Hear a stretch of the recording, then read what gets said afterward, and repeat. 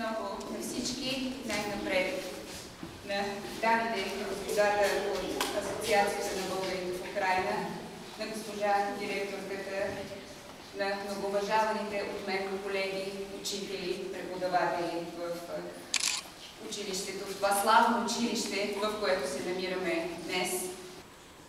Няма да се спирам на фигурата на Христо Ботев. Вие сте захранени с неговата биография. Познавате, може би, по-добре от всички тук периода, в който той живее и е работил за Дунаевка. Познавате одеския му период. Познавате неговите 20 стихотворения.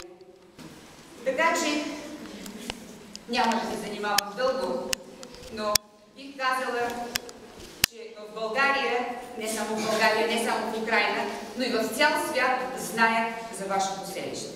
Главното дело на апостола на българското слово Христо Ботев, който е имал щастието да живее във вашето село.